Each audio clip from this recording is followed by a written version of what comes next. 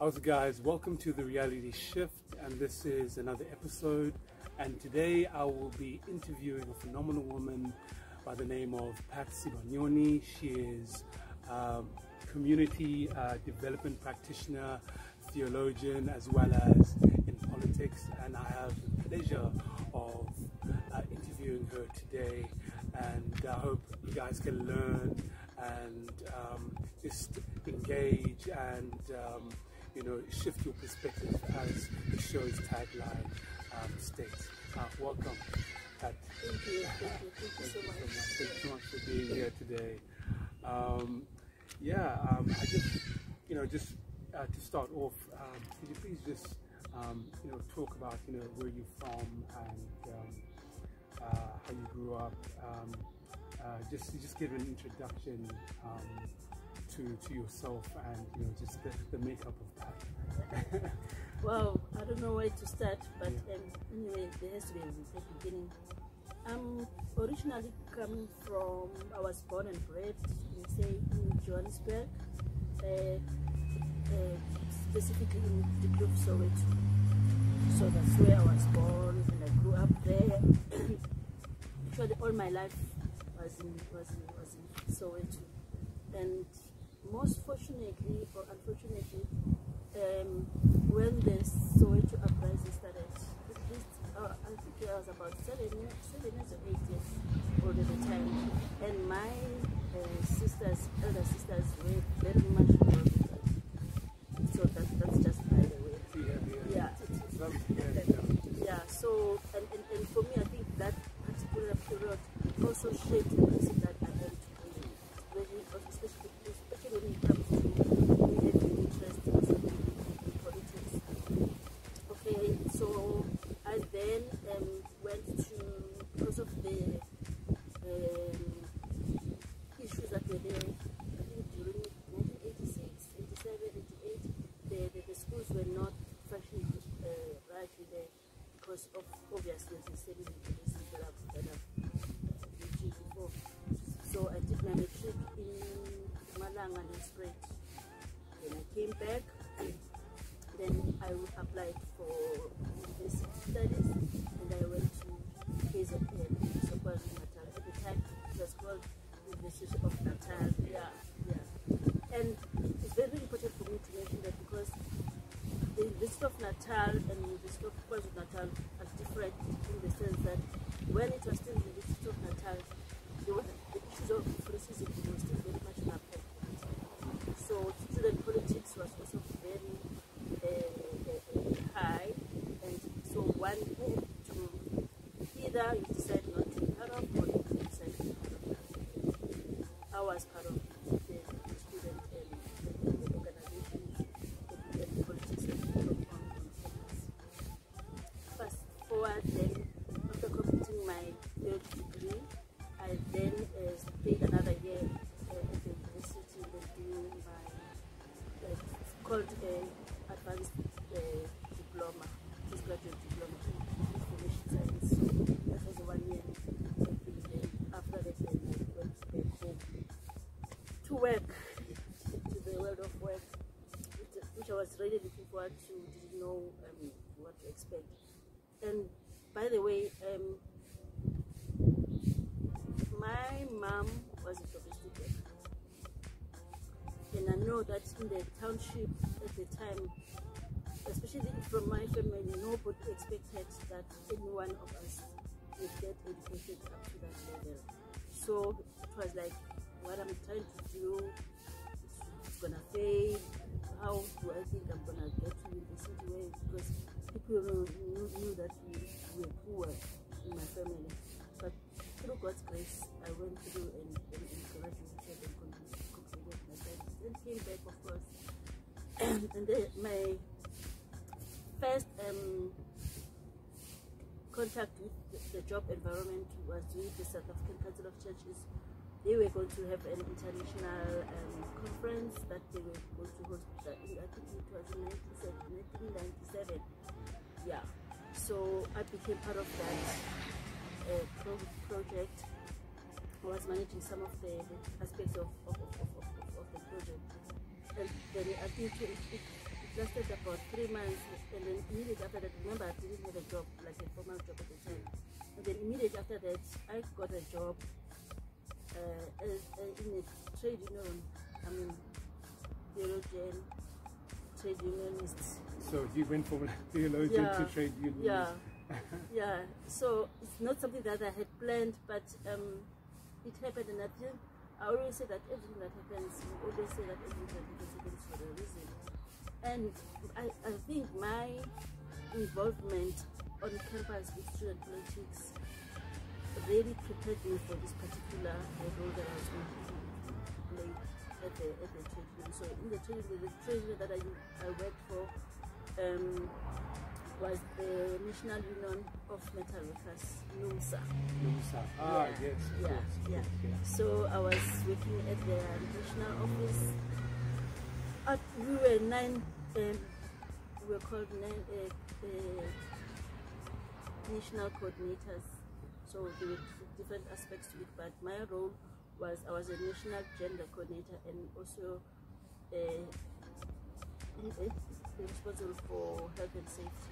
Can you talk to us about that role as a national gender coordinator? What did that role entail? Yeah. Because I was based at the national office, so I was responsible for the whole country in terms of all the provinces. And that what that entails that I was doing training for women who were working in all our in the factories, every area where NUMSA was organizing. So I would do workshops for women. I would do sometimes even represent them when they had issues with their employers. Okay. But also facilitate their trainings and represent the union also internationally, like the ILO, the International Labour Organization, but also liaising with other labor organizations throughout inside the country, but also outside the country. But also my role was also to deal with issues of health and safety in the workplace. Yeah, so that's basically what I was doing there. Yeah, so that was my first job, and there was 9 of us in the office, and I was the only woman in the organization. You see, that's particularly why we'll say here to talk about women's issues and the transformation. Yeah. So just to add on to that and to just expand upon that, what has the transformation of women empowerment in the workplace from the time that you have came into the workplace as a theologian, as a trade unionist, and what does it look like now, and what has changed, whether it's positively or negatively, whichever it is? I think a lot of things have changed, but at the same time I would say there's still a lot of work that needs to be done, because some of the issues that we used to, I would use the word fight for during that time and negotiate those issues with employers. Even today, these are still the same issues that women are battling with in the workplace. For example, the issue of pay. Then it was a serious issue where you find that women and men who were doing the same job, but men were paid more than the women. And I think even today, we're still having the same problems, those inequalities in terms of pay. But also issues of sexual harassment. Those issues were issues then, they're still issues even today, where you find that women, in order for them to get positions, they need to via the sexual route, where sexual harassment will take place in their place, but you find that there are no processes and spaces where women can be able to talk about these issues without being intimidated and all of that. So the issues, I must also say that there are other things that we are able to win in terms of negotiations and all of that. Then, but still, I think there's still a lot of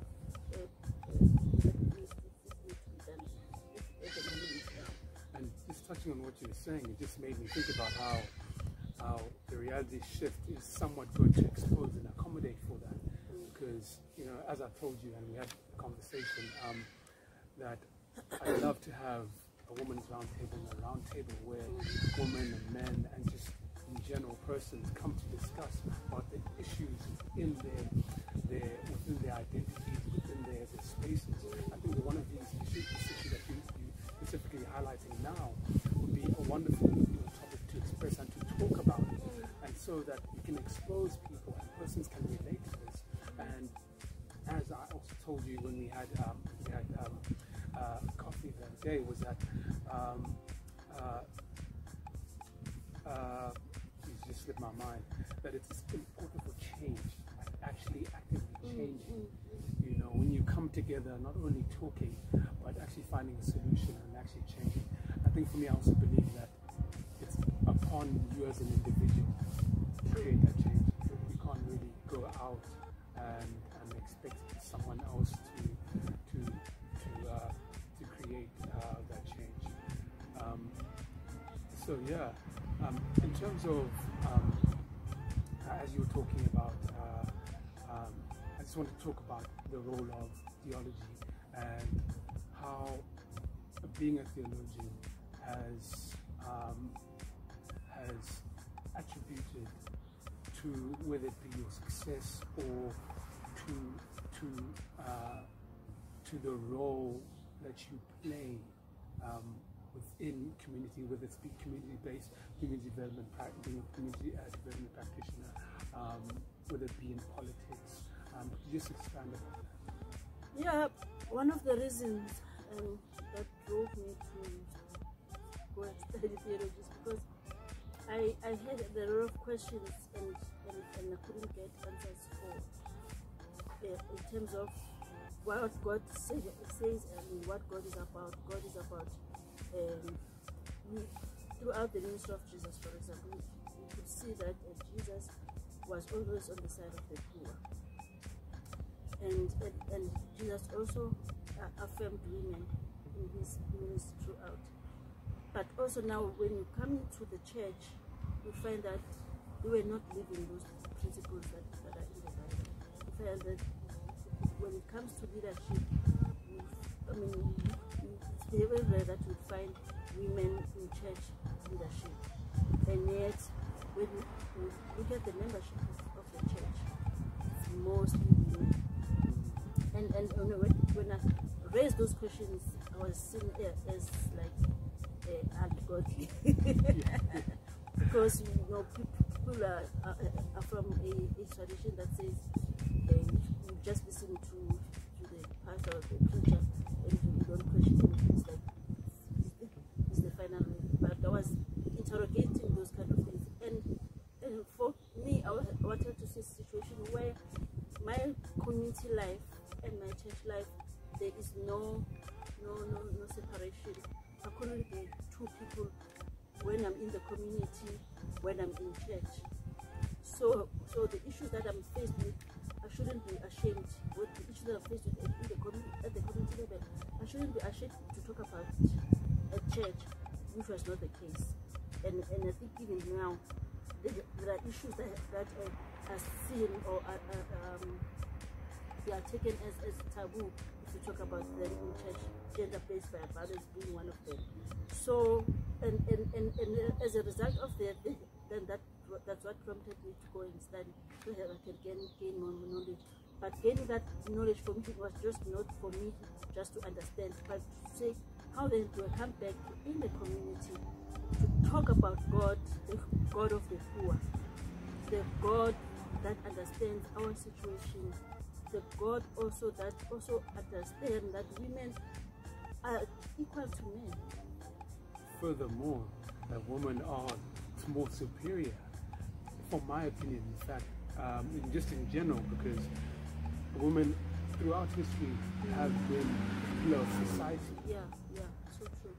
And I think the whole system of the patriarchal system, or whatever it is that governs, is completely turned on its head. Exactly. And yeah, that's just to say. So for me, that was very much important to say, if I'm a leader in community, why can't I be a leader in the church? You see, and also the critical role of women in the community is very important. my studying, and I wanted now to implement and practicalize all of those things, to say there actually shouldn't be any differentiation between community life and church life, and then also do away with all those traditional thinking where people would misinterpret the Bible, for example, and say the Bible says women should be silent, and for me that is very oppressive. So I needed to talk about those things in the church, to say no, women have got a voice, they had a voice. That's why even today we are celebrating Women's Day, because women at that time, I don't know whether it's 1956, where they decided that enough is enough. They marched, and then we have Women's Day. So how can the same women who made so much change that is known in the world, how can then be said they do not have a voice? You see? And for me, that is also more important for our girls that we are raising now, because they understand that they've got a voice and they need to speak out. Yeah. So to expand upon that, the work that you do in the community, can you just expand upon the dimension of the work that you do and how one child, just persons in situations and having experiences that affected you? Yeah. In terms of my community work, one of the things that I'm very much passionate about is mentorship. For boys and also for girls, and we know that our young people today, they find role models in different people, and in most cases we find that they just pick up maybe a celebrity, a person who sings or whatever, and they take those people as role models. But the problem is that it's good, because I'm not saying that it's bad, because that can inspire them, so that maybe one day they aspire to be those people. But the problem is that those people are far away from them. They cannot interact with those people. They're just role models, like from TV, and maybe one day, if they are fortunate enough, they might meet them in person. But the issue is that they cannot interact with those people. And even those people don't know that so and so is at a particular township is taking it as their role model. So the whole issue of mentorship for me is where you adopt a girl child, not officially, but you adopt a girl child, you adopt a boy child, and you mentor that person in terms of life skills, in terms of their journey. You are there for that person in their journey. You know that there are people are faced with a lot of challenges today. I always say that, I think I did share it with you that I always say to my kids that I'm very happy that I'm not a young person now, because of the issues that you guys are faced with. So without a proper mentor in their lives, it's gonna be difficult for them to journey. So that's one thing that I do in the community, but also just to make sure that if young people do not lose a direction in life, they need someone that can guide them. I also do community development. It's a very interesting thing, because capacity building for people, not only young people, but even just for community, so they understand the role of the community, but also understanding how government functions. Because without the reason why today, sometimes when I do trainings in other spaces, I always say that the reason why we have a lot of community protests, sometimes not because people are just unruly, but it's because sometimes they don't understand even how our government functions. They just know that our only role to government is some people somewhere in parliament and forgetting that we are government. And also our role doesn't just end with us putting an X on the voting day, but we need to hold our officials and that's one of the things that I also do with committees, so that they understand governance issues, they understand social transformation issues, they understand socio-economic justice issues, and what is our role as communities, because we not just because we have voted, then it ends there.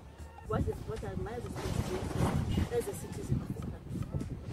Yeah. It's absolutely wonderful. And now that you're on to politics, can you just expand upon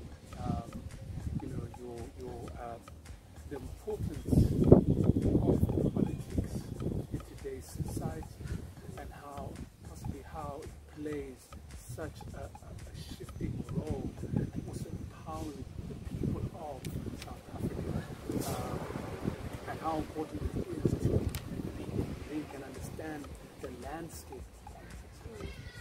No, there are words that were said by, I think it was Archbishop Desmond Tutu some other time, that we should not leave politics to politicians. And for me, that is very profound, because we tend to think that, like I've said just now, that because we have voted, therefore the politicians and everyone that we have voted for, be it whatever political party, then it's now their responsibility to make sure that everything is okay, and then we fold our arms. We only get involved when we see that things are not done. So one of the critical things for us as citizens is that we need to participate in our democracy. For it to be meaningful, people need to be held accountable. We need also to make sure that we guard our democracy, because this is our baby. This is our baby. So you can't, as a parent, give birth to a baby and then you say, okay, the state will see what happens to that. This is just the growth and the nurturing of that baby. So sometimes as citizens we abdicate our responsibility and think that the politicians or government officials are the ones that are going to do it for us. So it's very, one of the things that I always that I also do training on is public participation in governance.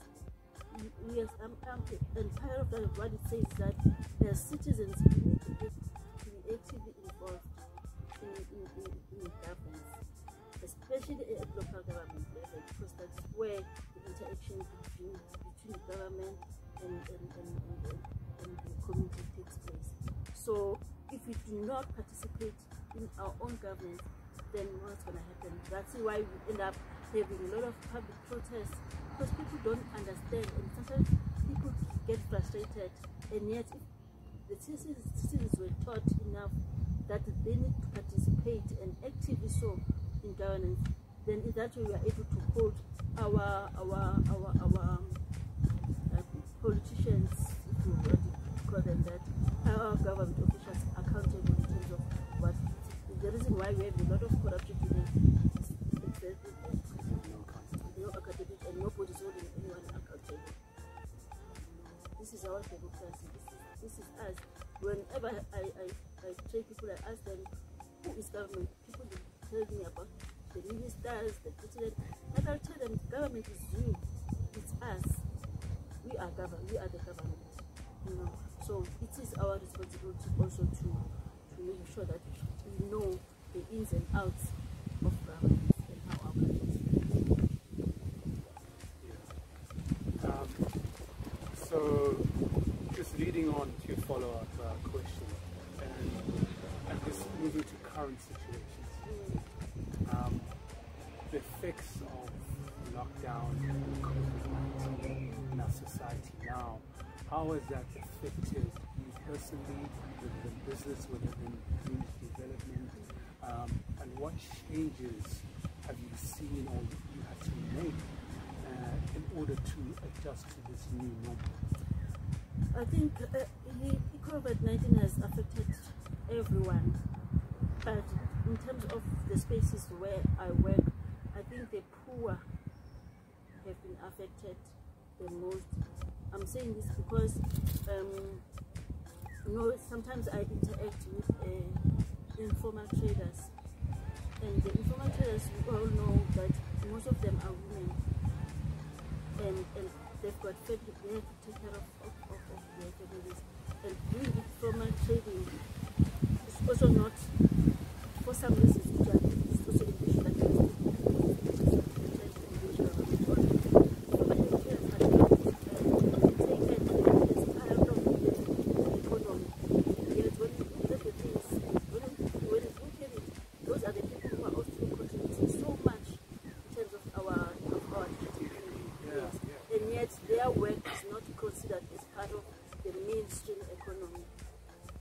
said that during COVID-19, most of those informal traders, obviously during lockdown, they were affected because they could not do business. But also remember that the nature of the work means that it's like from hand to mouth. So when all their during COVID, during the lockdown, I mean, their resources were depleted. And even when we moved from level 5 to level 3, where we are now, most of them are still finding it very difficult to start their businesses again, because where do they get the finance? One of the reasons being that they do not qualify in terms of all the budget that our government has been giving out to other people, like the rescue funding that has been given to other businesses, because of the nature of their being called informal businesses. So that has affected them so much. And for me, it just also reminded, but also mean that the whole issue of inequality, economic inequality, is still a long way to go. It's a long way to go, because as long as you still have inequalities, then the lives of these people, especially women, are not going to change. I remember I was watching a YouTube channel, the Financial Bunny online, and she had Nats Makunyani on the show, and Nats brought a statistic to me that just opened my eyes. You were saying that African persons in South Africa will take 9 generations to come out of poverty, and how other races, it's a lot less for them. Like colored, it's 7 generations, and others is a lot less. And for me, that was just an eye opener, just in terms of that video. So yeah, I think one thing that I also want to just close off on is, you know, what does Women's Month, you know, mean to you? Like, you know, what does it mean to you? I think that's just basically the. When I say something very controversial, I'm very happy that you have COVID this year. Yeah. And the reason why I'm saying that I'm very happy that you have COVID-19 this year is because it has forced us as a country, it has forced even us as women to think like very, very genuinely and deal with issues rather than all these glamorous events that normally take place during the Women's Month. Because this year we have really rolled our sleeves and said to ourselves, what are the real issues of women affecting youth, without us being excited about these functions, events, which are very expensive, but at the end of the day, they do not produce any result, they do not bring any change to a woman in a particular community. But this year around, I think, in terms of my involvement with different organizations, I've seen a situation where we are really grappling with real issues.